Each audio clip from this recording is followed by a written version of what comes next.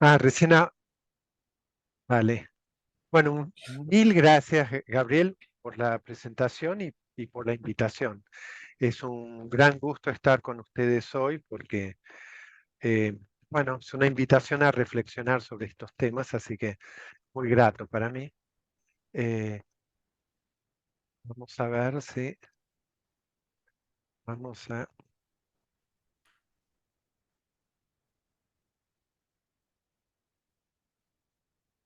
Quiero ver si puedo ir para atrás. Sí, acá está.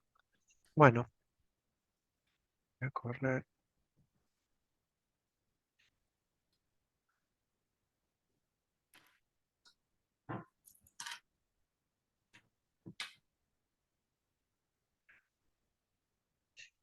Bueno, no sé si se puede, a mí me parecen algunas cosas acá en la pantalla, pero bueno, ahí la... Se ve bien, Jorge, ¿eh? Se ve bien. Genial. Se Sí, ve bien. ahora tengo una barra que me tapa el 17 de octubre, pero bueno, no estamos para celebrar el No, pero 17 de en la octubre. pantalla se ve, Ajá. sí, sí, sí, Bueno, y como decía Gabriel, esto es para discutir el aporte de Public Choice. Eh,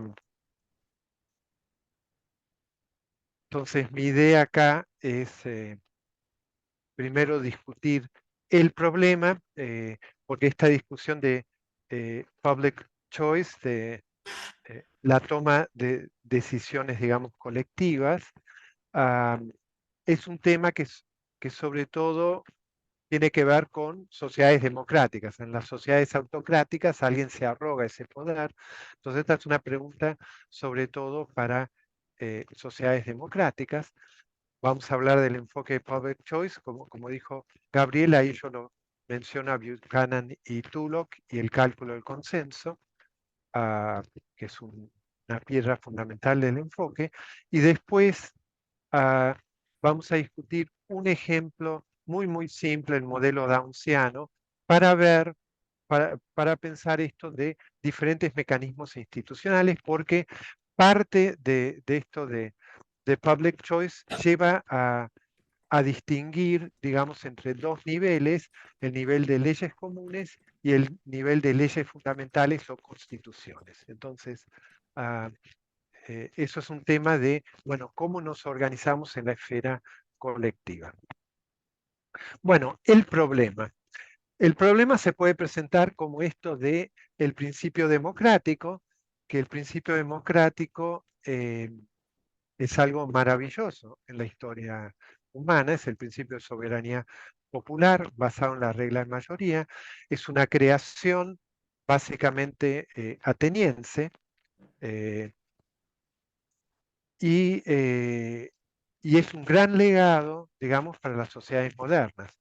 Pero Atenas lo que nos legó es el principio democrático, no el principio liberal. O sea, esta idea de la soberanía del pueblo, pero había un montón de libertades que no estaban protegidas, por ejemplo, la libertad de conciencia. El juicio a Sócrates es un tema que todavía resuena hoy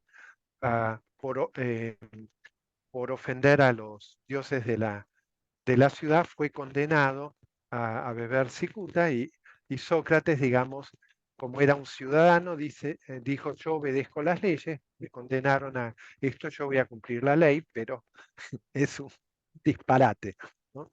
Eh, lo que la condena a Sócrates. Eso muestra, es un caso paradigmático de los excesos a los que puede llevar, digamos, la democracia. Entonces, la democracia desde ya es una grandísima innovación y un gran principio de gobierno, pero hay un problema de cómo estructuramos la democracia, cómo diseñamos esa democracia, porque muchas veces el diablo está en los detalles.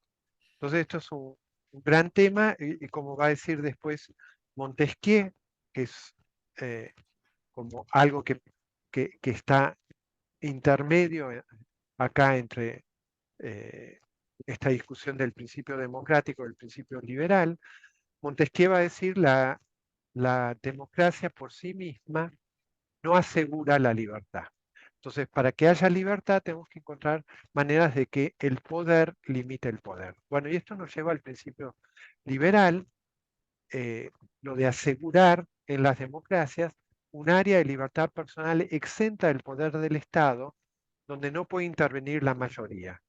Y acá entonces el gran nombre es James Madison, uno de los autores del Federalista, alguien a quien James Buchanan repetidamente menciona como un antecedente del enfoque public choice. Acá también lo tenemos que poner, no es solo James Madison, desde ya está Montesquieu y un montón de otros autores liberales, pero esta idea de que aún el poder popular necesita tener algún tipo de resguardo porque si no se puede comprometer la libertad. Entonces, este es el problema, digamos. Aún en democracia eh, no están asegurados las libertades a menos que uno tiene algún tipo de garantías y eso entonces es la creación del mundo moderno, las democracias liberales, porque la democracia ateniense no era una democracia liberal. O sea, ellos entendían libertad en el sentido de poder intervenir en la cosa pública, pero no tenían libertades a nivel individual. El enfoque de public choice empieza de la observación de un modelo unitario para describirnos a nosotros tanto en el marco económico como en el marco político.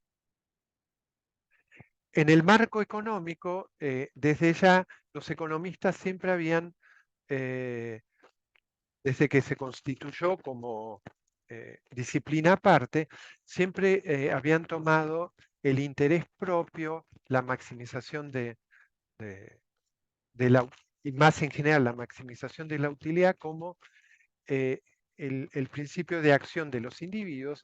Entonces, lo que el public choice empezó a cuestionar es el enfoque que los economistas seguían para las discusiones de política económica, porque era un poco la idea que los economistas diseñaban una política económica y se las recomendaban a las autoridades políticas para que éstas las implementaran, como si eso fuera un proceso, digamos, automático. Entonces, eh, el punto de vista de public choice es, no, ojo, en la esfera pública, en la esfera política, pasa lo mismo que en la esfera privada. Los que están en el ámbito político también tienen intereses personales y si uno quiere ver cómo funcionan las decisiones colectivas, hay que tomar en cuenta cómo lidiar con esa cuestión de los intereses personales porque uno está nombrando, digamos, uno está nombrando representantes, agentes de los ciudadanos para dirigir la cosa pública, pero esos agentes no necesariamente tienen los mismos intereses que los principales, que los votantes. Entonces ahí se introduce un problema de agencia. Esto ya lo mencionaba Madison en el Federalista, porque decía que si los hombres fuéramos ángeles, no harían falta esto que planteaba Montesquieu, límites al poder, pero no somos ángeles, y entonces, como dice Montesquieu, hasta la virtud necesita de límites. Buchanan y Tullock, entonces, van a discutir esto como un mecanismo institucional y acaban a hacer esa distinción entre dos niveles de decisión.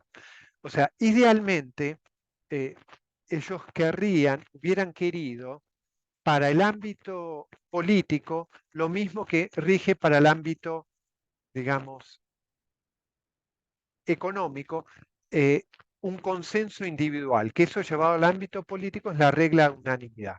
No se hace nada si todos no estamos de acuerdo. Entonces, ahí estamos asegurados de, básicamente, que no se pisotea los intereses de nadie. Lo que pasa es que reconocen, Buchanan y Tullock, que es impracticable un sistema político de ese tipo, porque se opone uno, se paraliza la acción pública, y de hecho ya Montesquieu mencionaba, cuando Montesquieu en El espíritu de las leyes habla de lo que él llama el sistema de la libertad, que era el sistema británico, con un parlamento y con frenos y contrapesos, lo que él interpretaba como un sistema de frenos y contrapesos entre poder ejecutivo y poder legislativo.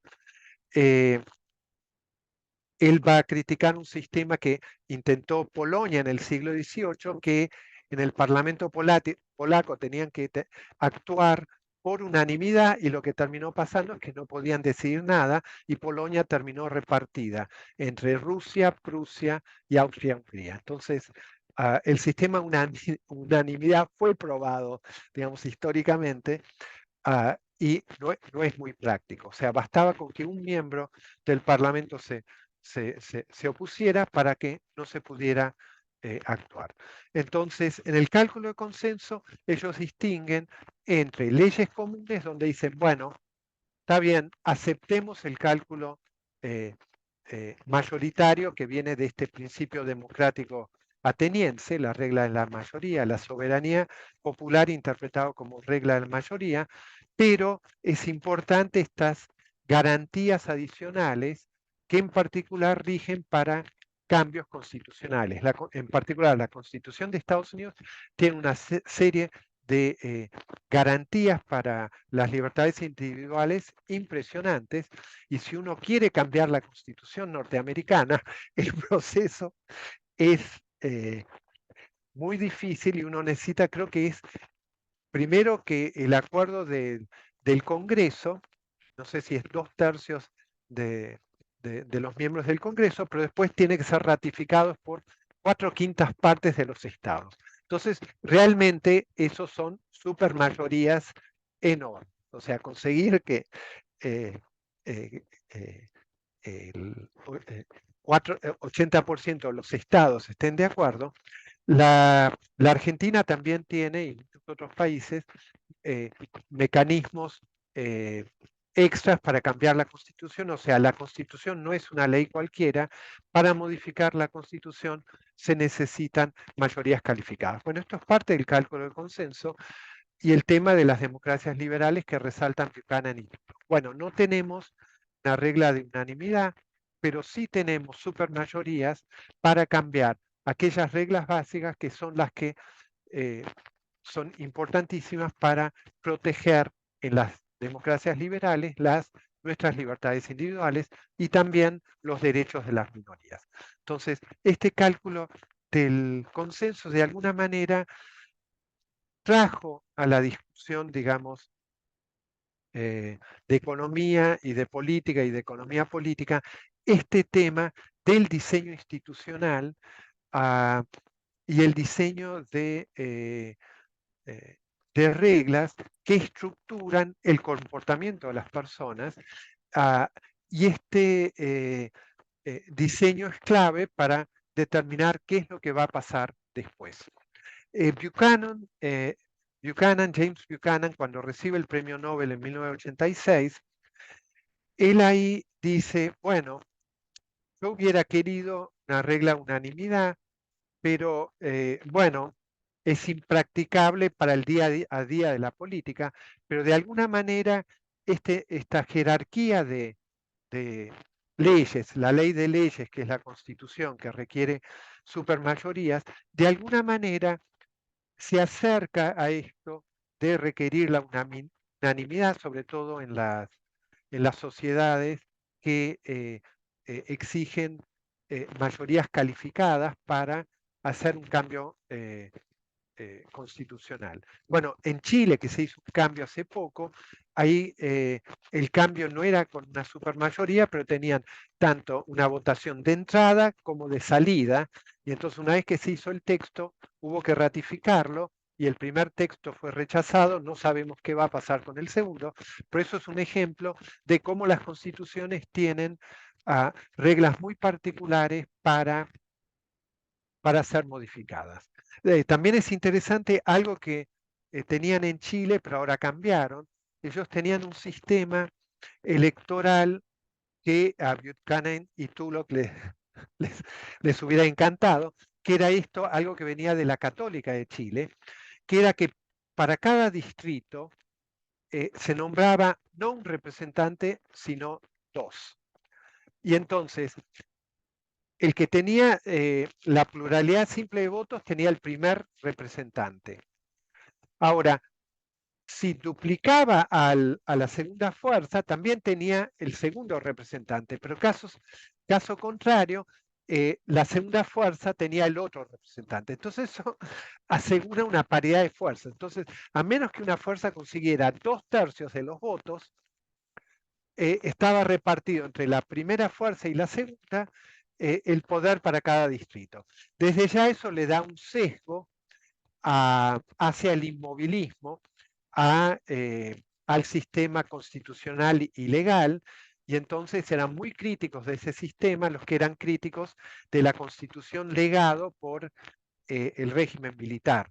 Pero, o sea, eso es un tema, pero como sistema electoral es fabuloso en el sentido de que con ese sistema electoral, a menos que una fuerza política consiga 2/3 de los votos, digamos, en un montón de distritos, no va a conseguir tener una mayoría legislativa, y entonces eso obliga a hacer acuerdos para cualquier cambio legal. Entonces, un poco esto, el cálculo del consenso que piden Buchanan y Tulloch, es la necesidad de que haya acuerdos con base amplia para que la democracia no se transforme en un juego de búsqueda de rentas, que la mayoría circunstancial se dedica a saquear las minorías circunstanciales, porque con ese juego básicamente no vamos a ningún lado.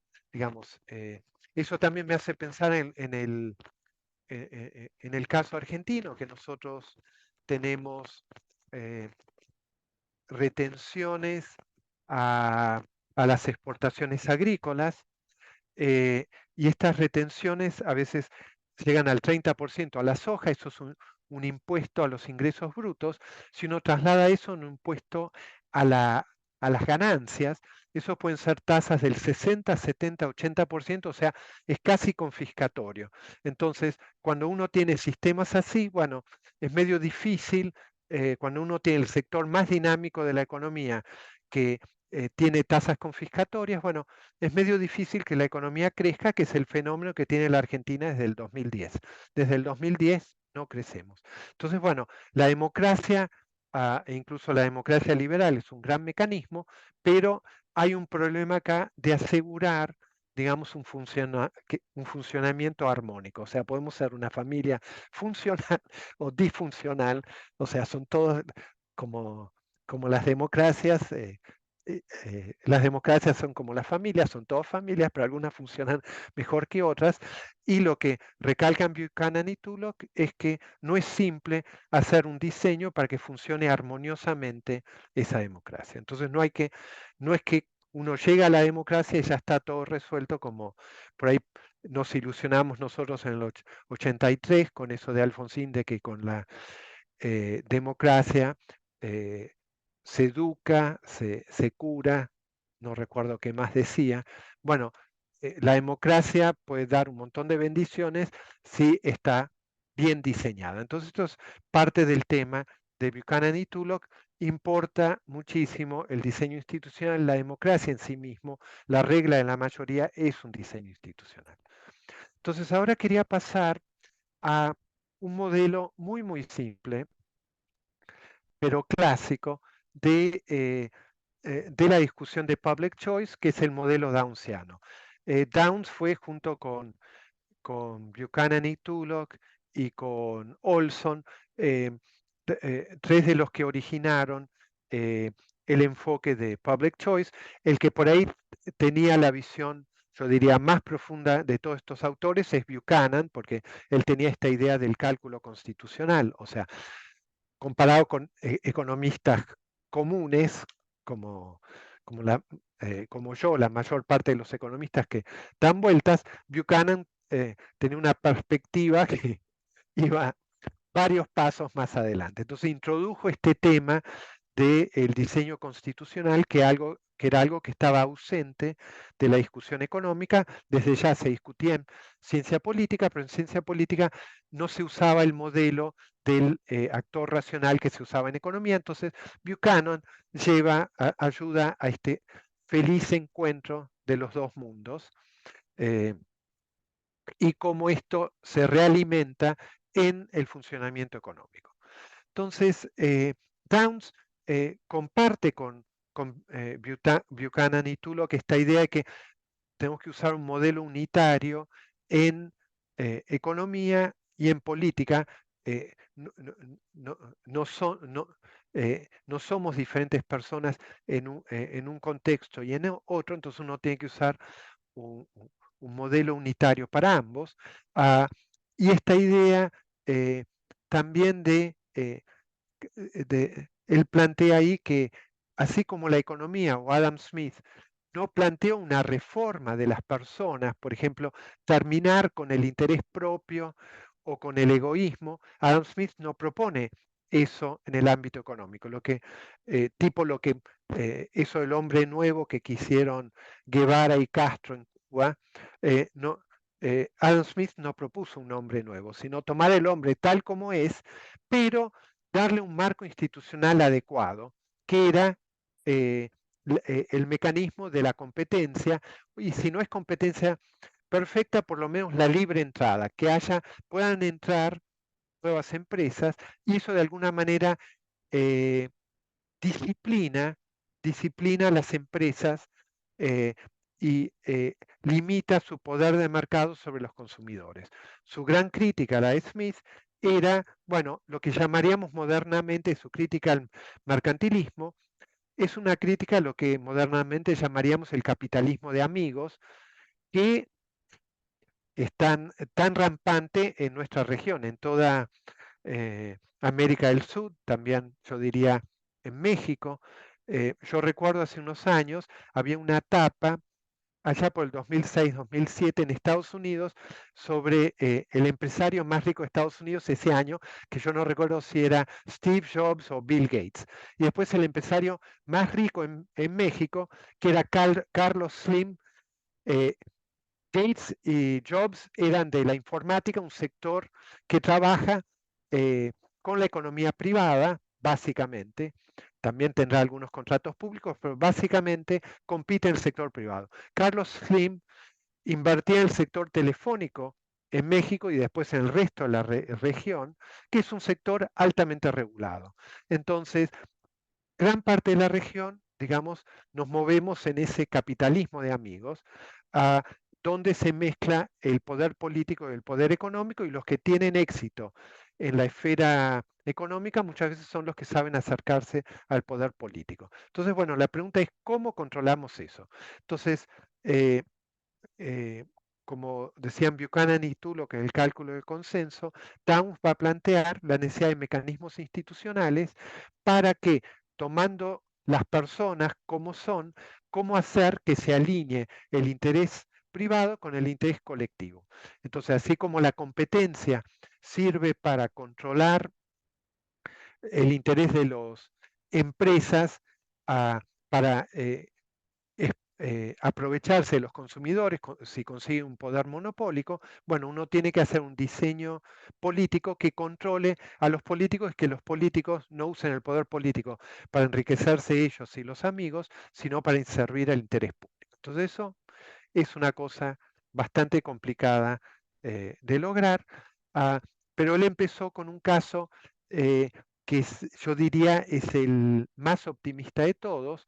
Va a discutir, y esto está adaptado a la situación, digamos, de Estados Unidos, dos partidos políticos que compiten por el poder, ah, y estos partidos políticos van a competir en un espacio unidimensional, que va desde la extrema izquierda, absoluta intervención del Estado en la economía, estatización total, hasta la extrema derecha, un Estado mínimo que no interviene prácticamente en la economía, y está todo en el medio. O sea, es un modelo altamente idealizado, es el modelo espacial, ah, pero captura eso es una manera, una metáfora sobre esto, que hay partidos menos intervencionistas, partidos más intervencionistas, y que los votantes tenemos distintas opiniones sobre el grado de intervención estatal en la economía. Y el supuesto que podemos tomar es que estos votantes están distribuidos en forma uniforme en esa ciudad lineal, si quieren, de 0 a 100. O sea que en cada punto de esa línea hay un votante. Vamos a ver si tengo. Acá lo tengo, esta línea, tomemos una línea de 0 a 100, suponemos que los votantes están distribuidos, hay un votante en cada uno de estos puntos.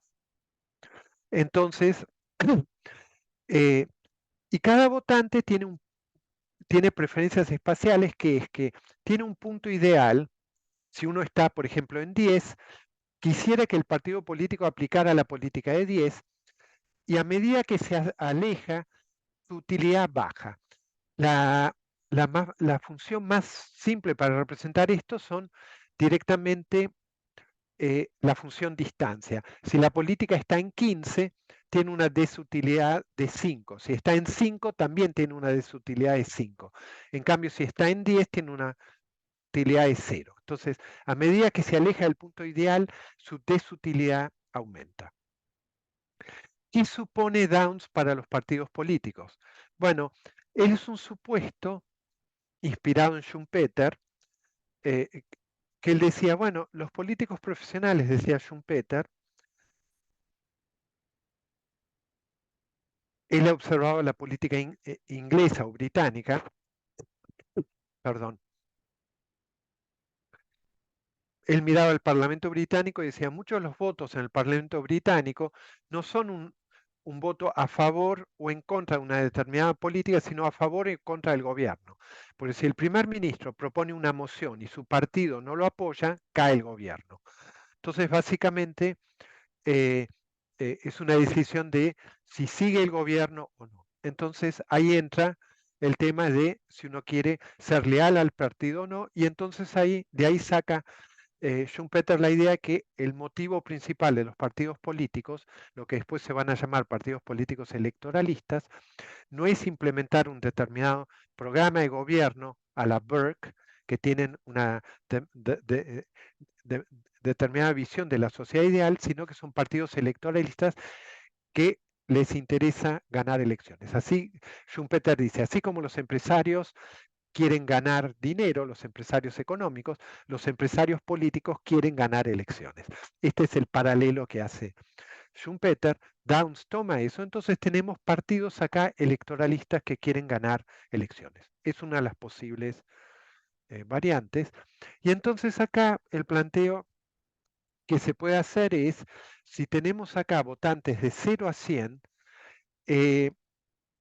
que están distribuidos uno en cada punto, lo que va a pasar es que la cantidad de votantes que hay en cada segmento es proporcional a la longitud. Entre 0 y 30 está el 30% del electorado. Entre 30 y 50 hay otro 20%, entre 50 y 80 hay otro 30%, y entre 80 y 100 hay 20%. Entonces, la longitud de cada segmento da la proporción del electorado. Por eso usamos una distribución uniforme en vez de una distribución más complicada, porque la cantidad de votantes es proporcional a la longitud de los segmentos. Entonces, acá viene la discusión que hace Downs de qué pasa si tenemos partidos electoralistas. Uno está tirado más a la izquierda, y acá en este ejemplo tiene una plataforma de 30, otro está tirado a la derecha, tiene una plataforma de 80. Pero estos partidos en realidad les da lo mismo, son políticos profesionales, les da lo mismo la plataforma, lo que les interesa es ganar la elección. Los votantes, por otro lado, les interesa la economía. ¿Qué se hace con política económica? Entonces, acá lo que resulta ser decisivo es el votante mediano, este que está en 50. Si nos fijamos en el votante mediano quisiera que la política fuera 50, pero si tiene que elegir entre 30 y 80, ¿cuál va a ser la lógica del votante mediano? Bueno, ninguno de los dos es ideal para mí, pero voy a elegir el menos malo. ¿Cuál es el menos malo para el votante mediano? Bueno, es el partido A, que ofrece esta estrategia de 30, porque está a 20 de su punto ideal, mientras que el partido B está a 30 de su política ideal. Entonces, eh, puesto a elegir, yo voy a querer elegir 30 en lugar de 80. ¿Por qué es tan importante el votante mediano? Porque si el votante mediano prefiere 30 a 80, todos los que están a su izquierda también van a preferir 30 a 80. Y en una democracia con regla de la mayoría, eh, la, eh, lo que quiere la mayoría es lo que se impone. Entonces, el tema acá es que el votante mediano va a querer elegir 30 y en realidad todos los votantes que están en 55 o a la izquierda van a querer preferir 30 a 80. ¿Cómo sabemos esto? Porque el votante que está a mitad de distancia entre 30 y 80, la distancia entre ellos es de 50, es el que está a 25 de distancia de cada partido. El que está a 25 de distancia de cada partido, que es el votante de corte, ese va a estar justo indiferente entre ambos, pero eso quiere decir que los que están a la derecha prefieren el partido B, que está en 80, y los que están a la izquierda prefieren el partido A, que está en 30. Y entonces, en estas condiciones, si A se propone 30 y B propone 80, va a ganar el partido A porque va a tener el 55% de los votos, por eso tomamos una distancia de 100, porque 55 sobre 100 es 55% de los votos, y el partido B consigue 45% de los votos y pierde. Entonces, Downs lo que dice es, bueno, si estos partidos pueden comprometerse a una plataforma, esto no es un equilibrio, porque si los partidos quieren ganar elecciones, el partido B va a tener un incentivo para correrse hacia el medio, y es más, si decide correrse a 50, se va de 80 a 50, ahora ¿qué es lo que pasaría? Si B salta de 80 a 50, ahora el votante de corte es el que está a mitad de distancia entre 30 y 50, que está en 40, el 60% del electorado votaría a B y el 40% A, y entonces gana B y pierde A. Eso tampoco es un equilibrio, porque entonces A va a tener un incentivo de correrse a 50, es más, ambos terminarían en esta historia en 50, que es la convergencia del votante mediano, porque ahí tienen una probabilidad de un medio de ganar las elecciones. Este es el famoso resultado de convergencia al votante mediano en el modelo Downsiano. Entonces acá tenemos el resultado de que si la democracia funcionara así, aunque los partidos políticos no les importa en absoluto qué quieren los votantes, pero quieren ganar elecciones, son forzados por las reglas del juego a ir a donde está el votante mediano. Entonces, esto es una idea de cómo las elecciones pueden disciplinar a los políticos para hacer por lo menos una política, digamos, acá, digamos, no hay ningún acuerdo en la sociedad sobre cuál es la mejor política, pero hacer una política más centrista que una política eh, que está más a la izquierda o más a la derecha. O sea, termina siendo una política de compromiso que, digamos, la mayor parte de la gente no está contento con eso, pero prefiere eso a las alternativas. Los que están a la izquierda prefieren 50 a algo más a la derecha, los que están a la derecha prefieren 50 a algo más a la izquierda. Entonces, una política de compromiso, esto el votante mediano, representa los compromisos de la democracia. Esto acá es un modelo que me podrán decir con razón, es un modelo sumamente idealizado, y yo no les voy a decir que esto representa el funcionamiento de las democracias de carne y hueso, digamos. Esto es un modelo altamente idealizado porque empieza sobre todo con políticos que pueden comprometerse a algo. Pero si hay algo que no pueden hacer los políticos es comprometerse, porque las promesas electorales no son contratos con la sociedad. Si fueran un contrato con la sociedad, nosotros podríamos exigirles que cumplan con lo que prometieron, pero las plataformas políticas, las campañas, no son contratos. Hay un dicho de Mark Twain, hablando de la política de Estados Unidos en el siglo XIX, que existían las mentiras, las malditas mentiras, y arriba de todo estaban las campañas políticas como el sumo, digamos, del bullshit, ¿no?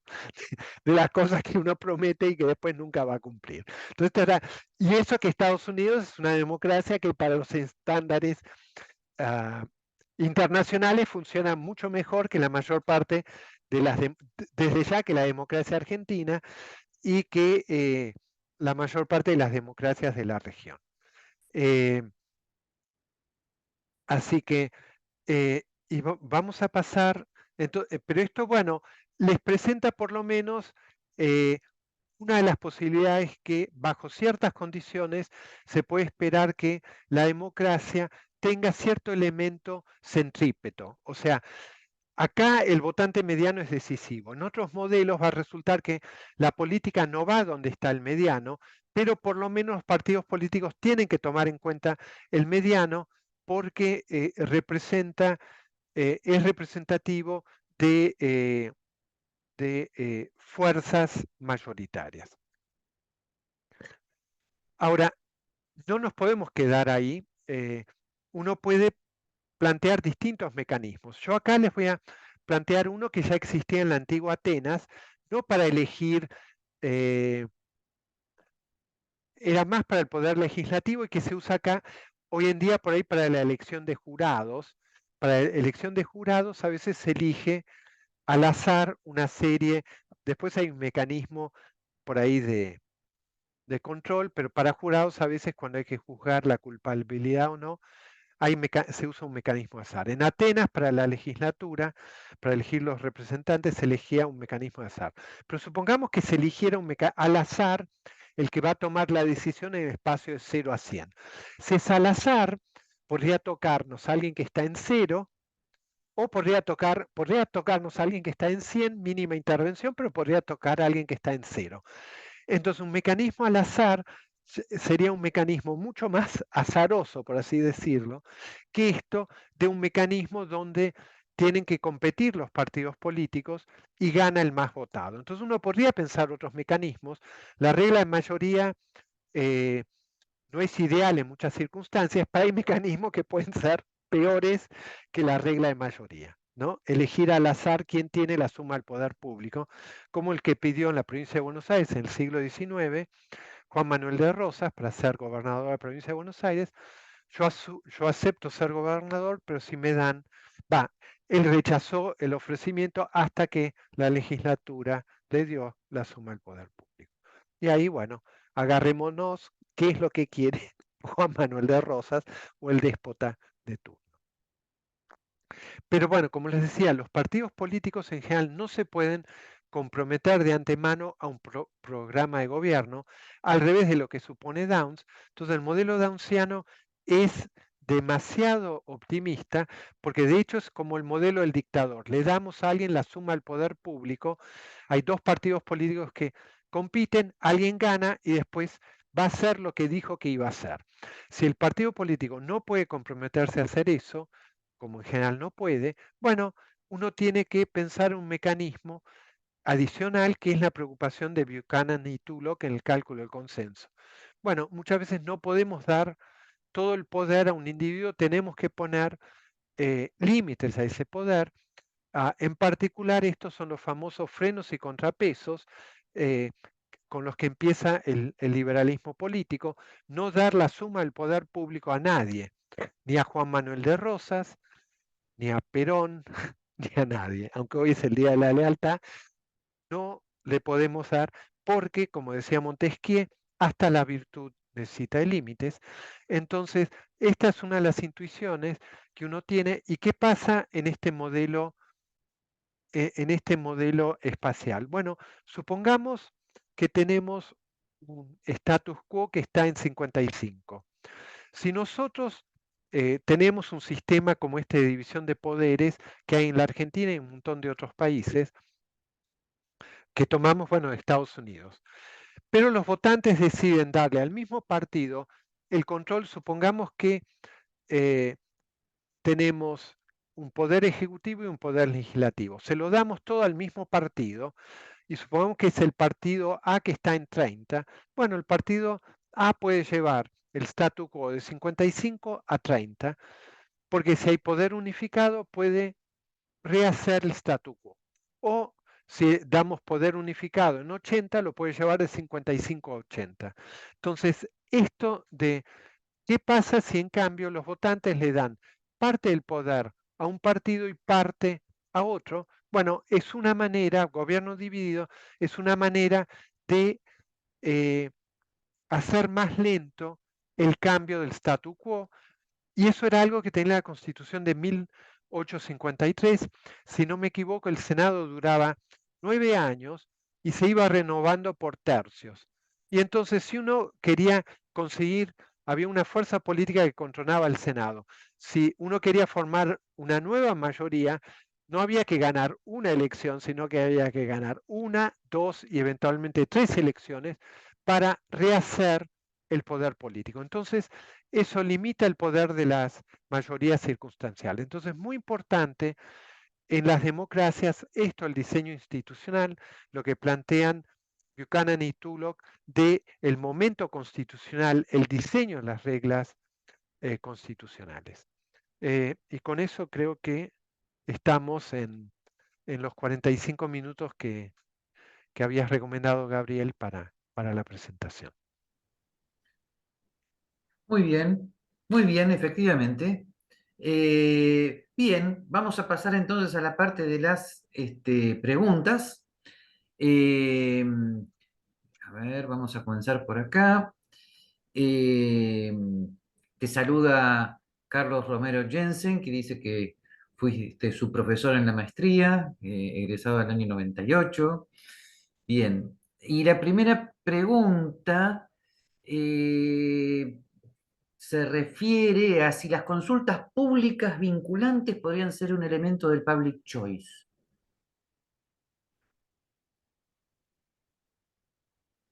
Sí, desde ya. Eh,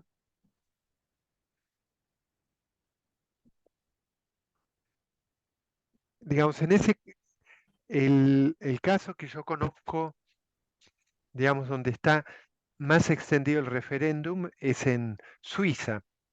Ah, y, y Suiza aparte, bueno, tiene un poder ejecutivo, pero es colegiado y van rotando. Entonces, en Suiza son muy, muy cuidadosos de entregar la suma del poder público a nadie. eh, es una de las democracias donde el sistema político da más satisfacción a los votantes. En los estudios que se hacen de bienestar subjetivo, y parte de ellos es el involucramiento cívico. Entonces, desde ya, las consultas públicas o los referéndums son un mecanismo muy interesante para introducir, y a veces no son vinculantes en Suiza. Las consultas públicas no son vinculantes, pero los cuando hay una consulta pública y en un determinado distrito gana una determinada postura, son muy cuidadosos los representantes de ese distrito en cómo votan después, porque toman en cuenta de que si no representan las preferencias de su distrito, pueden tener problemas después al momento de la reelección. Entonces, incluso aunque no fueran vinculantes, tienen un impacto importante. Que yo sepa, la única que yo recuerdo que no era vinculante era en la década del 80, un acuerdo, se llevó a votación un acuerdo sobre un acuerdo limítrofe con Chile, que era pocos años después de la Guerra de las Malvinas, y había gran oposición, sobre todo en el Senado, para apoyar ese acuerdo de límites, y entonces se llamó una consulta pública no vinculante y ganó en forma aplastante el sí a ese acuerdo, porque lo último que quería la sociedad argentina era abrir, después de, de la guerra de las Malvinas, otro frente de conflicto por cuestiones territoriales. Y Mm. una vez que hubo un voto aplastante, pasó como nada, digamos, por el Congreso argentino, aunque antes de la votación había una, una oposición grande. Eh, pero bueno, el peso de esas consultas va a depender también del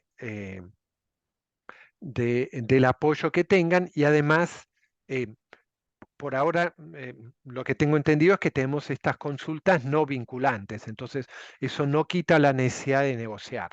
Entonces hay que negociar, pero claramente si hay una mayoría abrumadora para algo, el sistema político toma nota de eso en Suiza y en Argentina. Entonces eso yo creo sería interesante incluso pensar con esto del diseño institucional, estudiar el caso en Suiza y ver hasta qué punto eso puede mejorar el funcionamiento democrático, ¿no?